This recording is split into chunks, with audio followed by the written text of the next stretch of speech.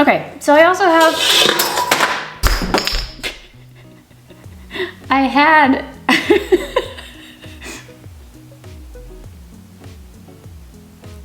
a whisk. Hi friends, Amanda here. Thanks for joining me for today's mandatory activity. So we're making some bath milk today. We're gonna do oatmeal milk and honey. And I found these just so cute. These adorable little milk bottle jars. These guys, they come in a 12 pack. I typically don't like to do glass products or glass containers in the bathroom, but they're so cute. I couldn't help it. And I really wanted to do like a farmhouse themed kind of gift box for Mother's Day. So I thought we'll go ahead and make a milk bath for the super cute milk bottle. So the recipe we're going to use today makes about 100 ounces. So we'll see how many that fills. You guys can adjust as you need to for your batch size. The bottles I will link for you in the description box below. They're from Amazon. They come in a box of 12. They also, just incidentally, they come with little caps and straws in case you're like having a party instead of making bath milk. Okay, so I also have, I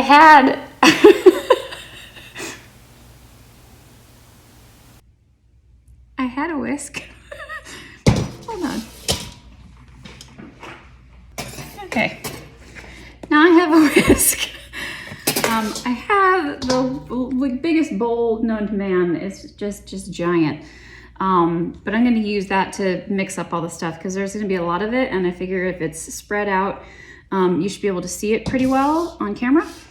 So we're going to use this mega bowl, and I will go through all the ingredients as we get to them. I tried to pick ingredients that were relatively easy for you to source, with the exception of one item, and you can get it on Amazon. It's not super expensive. It is this Natrasorb Bath.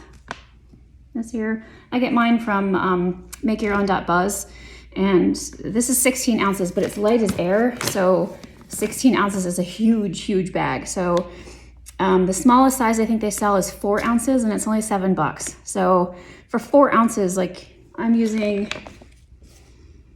1 ounce in this entire batch of 100 ounces. So 4 ounces is going to make 400 ounces of bath milk. So maybe worth the $8 investment.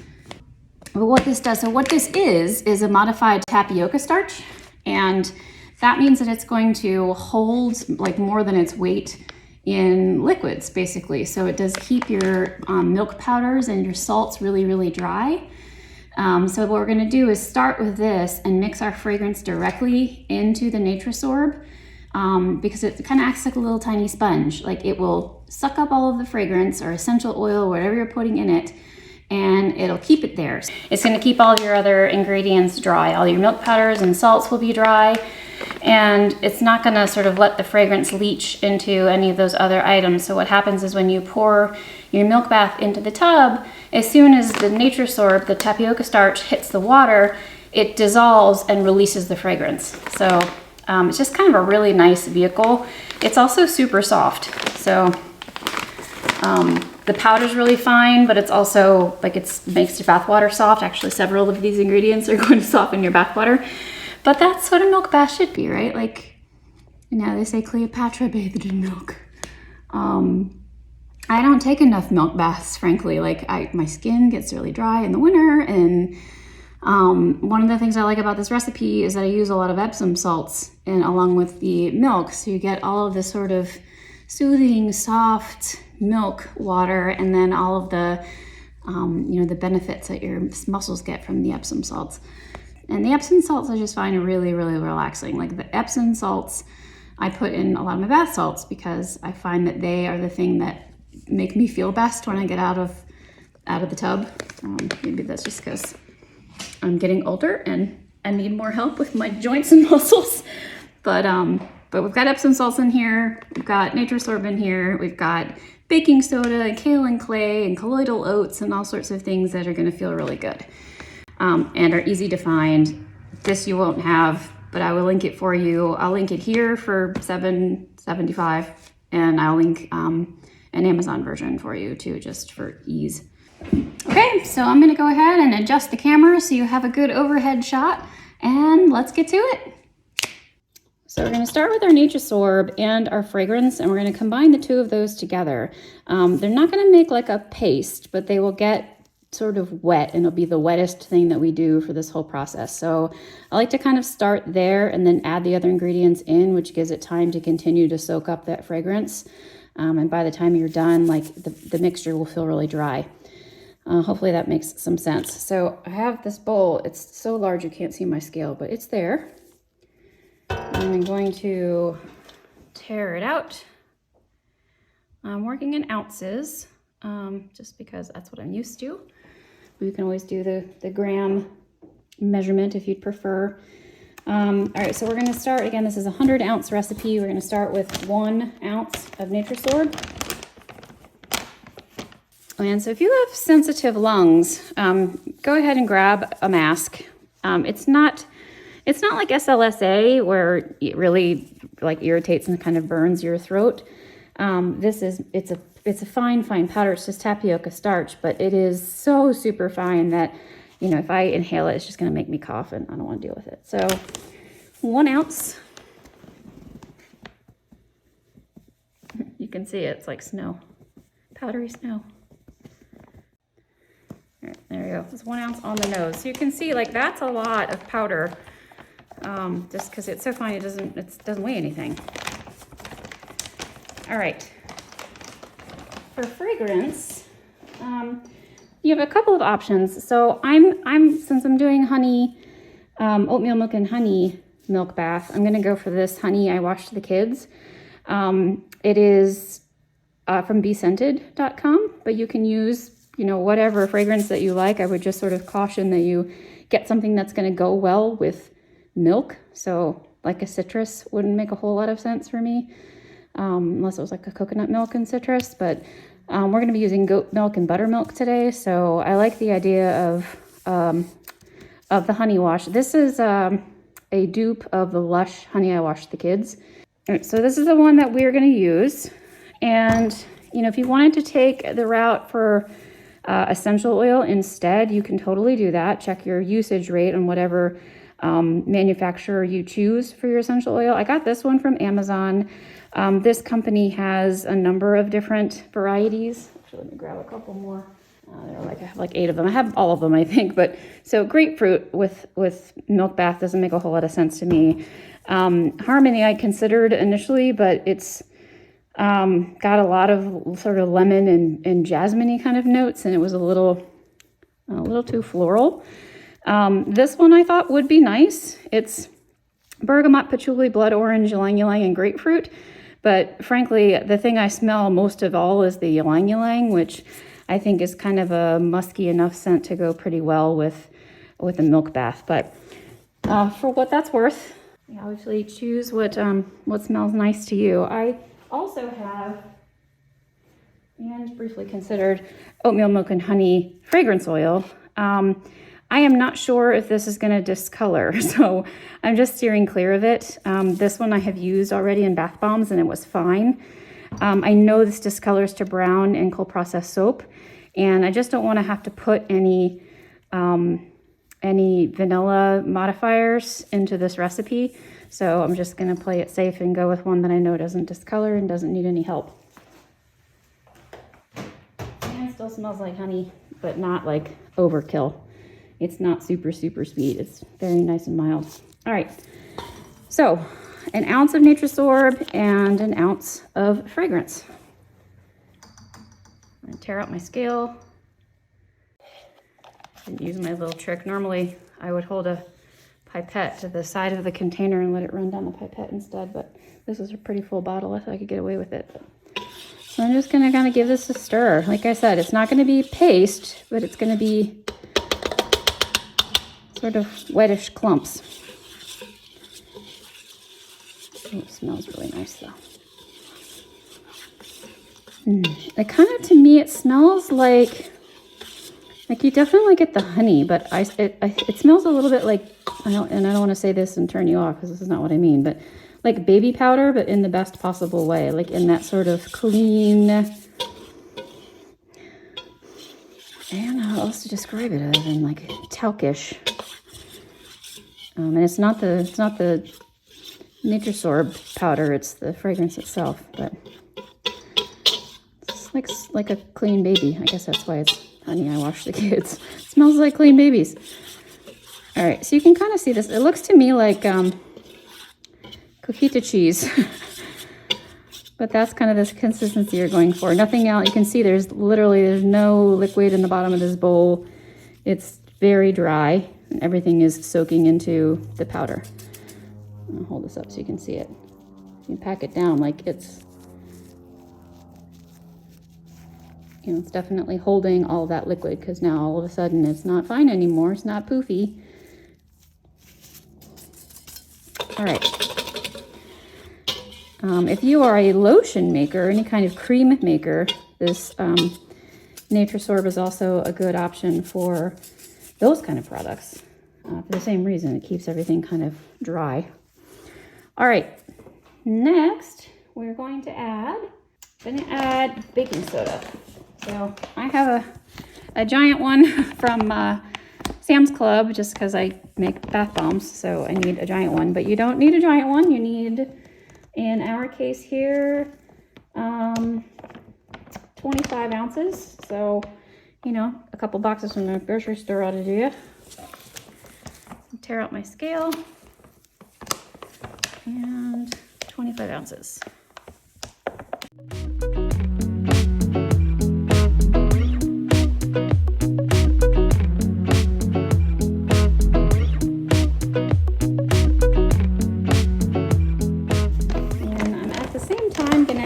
Kaolin clay,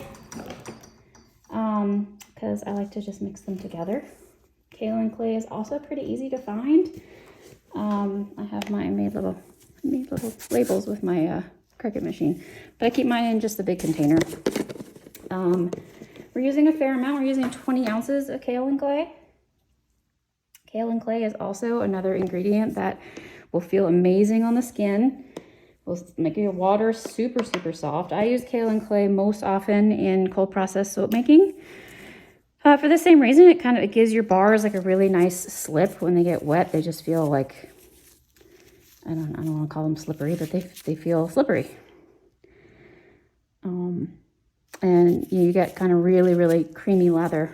So tearing out the scale and putting in 20 ounces of white kaolin clay.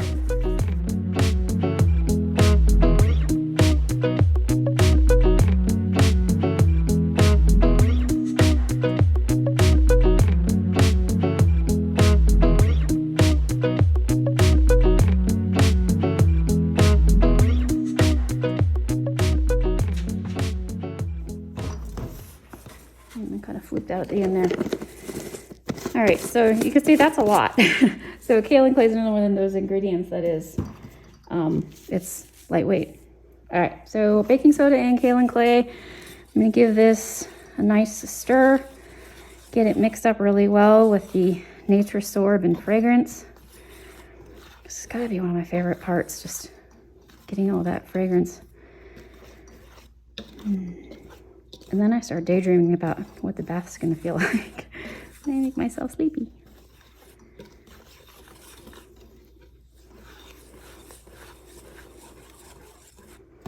So you could also put your baking soda through a sieve. A lot of people do that. I have said before, I am not much of a sifter. I like to get in here with my hands, which is what I'm about to do next. I feel like the ingredients are pretty well combined. I just want to rub them through my palms and check for any large lumps.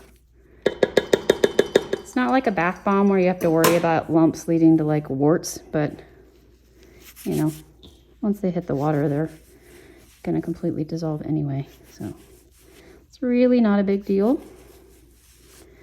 Also, once we put some salts in here, that's gonna change the texture quite a bit. Like right now, it's just really, really soft and light.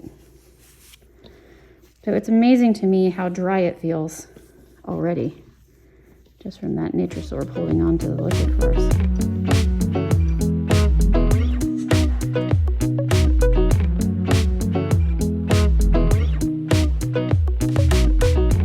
Next thing we're going to add is our colloidal oats, and this is also fairly easy to find. Colloidal oatmeal, you can make your own. I do not make my own, but people do kind of take oatmeal and like grind it up in their food processor to make it, you know, super, super fine. This is easier and I like easier. Okay, so colloidal oats, we want 5 ounces, so not a ton. The colloidal oats, you will notice, are a little bit chunkier. So in terms of like something that is a powder that's a little bit wetter, this is it. You know, if you want something chunkier, you can actually just put oatmeal in if you like, but then you've got oatmeal floating in your bathtub. So totally a personal choice. Now is also a good time to add any other kind of additives if you want flowers or, you know, lavender buds or anything like that. You know, I'm making this one so that it all dissolves and you just end up with a super soft, milky bath without any bits. But I'm going to make a bath tea later, so I'll have an opportunity for botanicals there. 4.8, 4.9. Sorry, you can't see my scale. You're just going to have to trust me. All right. That is 5 ounces. And I'm going to add in our milk powders as well. So you can pick whatever powder you like most. Look at my gloves. You like most. You can do a coconut milk or a buttermilk or a goat's milk. What you cannot do is any kind of actual milk. So nothing wet, obviously. I am going to stick with goat milk and buttermilk. Of these 2 ingredients, the goat milk powder is much, much more expensive. Buttermilk powder is really easy to get. So you'll have this, you know, sort of prominently at the grocery store. But I like the combination of the 2, and they're both a little bit yellow, which I think is kind of, you know, fun and buttery for a farmhouse oatmeal milk and honey milk bath. So let's see, I was going to split it. 10 ounces of buttermilk and 10 ounces of goat milk. That buttermilk was actually not open, so I'm going to use my open bag. All right. Tear out my scale. All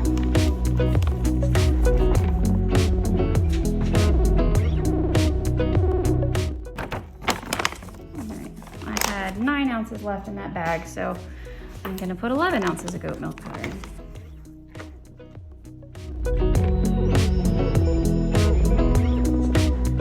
All right, all of our milk powders are in. I'm going to give this a good stir. You can kind of see the powder going from, you know, pale tan to a little bit of buttery white. It still smells so good. A lot of powder.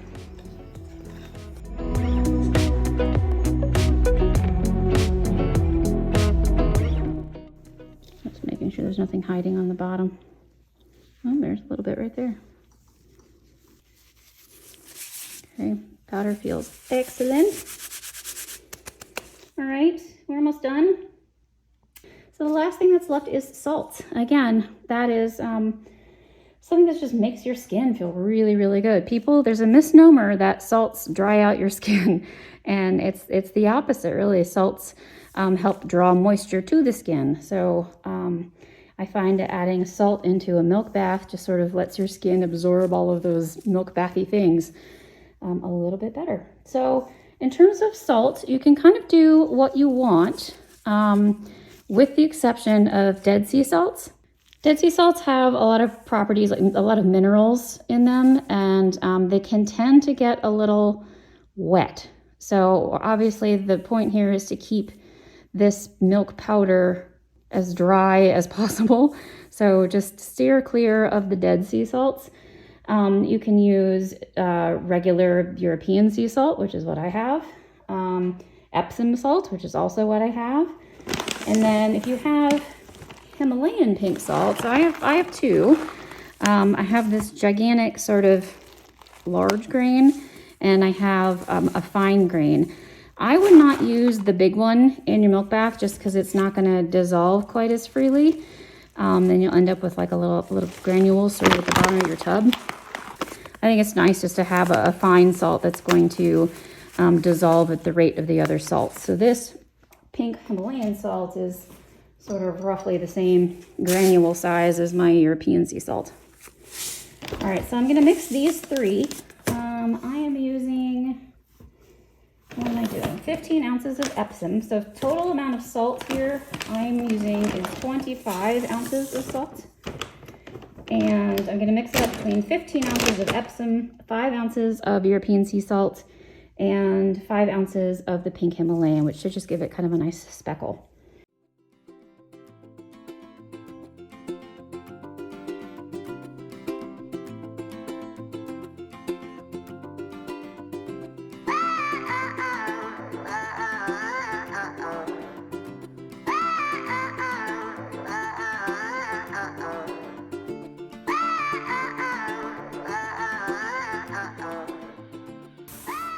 Okay, that's it for ingredients. So I'm going to take my scale away, get back in here with my whisk. I saw some clumps going in from the Epsom salt, so we'll get those out. And I'm just going to give this a cursory whisk and then go back in with my hands and rub it through and check for lumps and check for combination of the ingredients. And I will fast forward that for you guys because I know it's boring and I really like to play. So I'll spare you. If you do it by hand, you can feel the pockets where there are higher concentrations of salt. It's just, they're grittier, obviously, than the fine powders. So I think it makes it really easy when you're using your hands, just to make sure that, you know, half your bottles aren't all salt and half your bottles aren't all milk powder. All right, that feels amazing. It smells amazing. I'm very excited. I'm going to wipe off my gloves. Actually, it's not doing the trick. I'm just going to switch. Get some clean gloves before I start manhandling the bottles. So if you've seen my bath salt video, you will know that I am also not much of a funnel user. I think that they typically just end up slowing me down. And then you pour stuff in the funnel, and then you got to shake the crap out of the funnel to get it to actually funnel into your container, and it drives me bananas. So the way I like to work around that, because obviously you still need something that's going to pour, you can use a little cup and just pinch it. Do it that way. If you have a pouring pitcher, you could also do that. If you're a soap maker, you probably have this, which works pretty well, except you can kind of end up getting like kind of larger clumps all at once.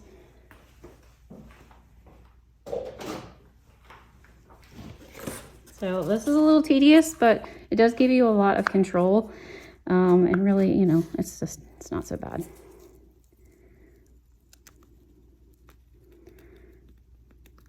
So I'm just kind of squeezing it, trying not to spill too much. I keep these little paper cups in the workshop. I end up using them all the time. Mixing micas.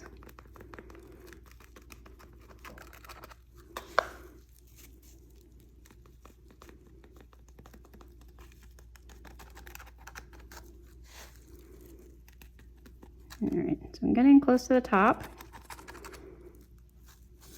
Give it a little shake. Wipe off the rim, and then I'm gonna tap it on the table. Oopsie, not that hard. I'm going to tap it gently on the table just to kind of settle it. So you can see it's sort of flattened out. But look how beautiful it is. It's so smooth. All right, I'm going to go ahead and fill it to the top. Air is never your friend with these kinds of things, especially if you don't know how long they're going to have sitting around before they get used.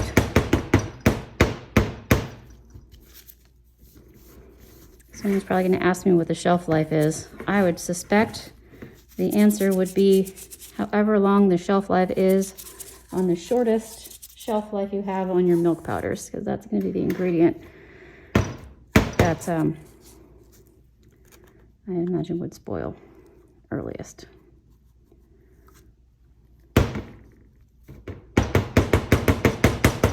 Okay, so that's looking pretty good. It's very full. I'm going to go ahead and cap it. Then I will seal it shut and label it, and I'll show you guys what it looks like when it's done, but it's just so pretty. All right, so that, you know, took a little time with a little cup, but ultimately not so bad. So I will speed this up for you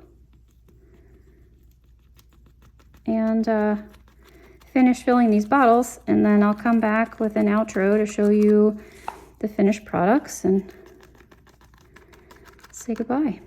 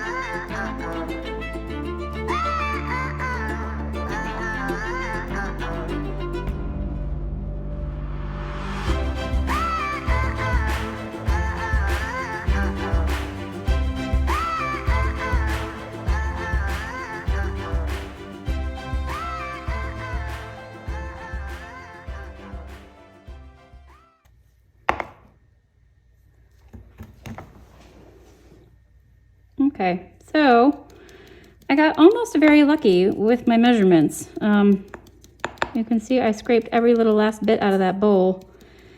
And I filled all 12, sort of. So these are 11-ounce bottles, 11 liquid ounces, which is holding about 8 ounces of powder. And some of them are 8, some of them are 8.1, some of them are 8.2.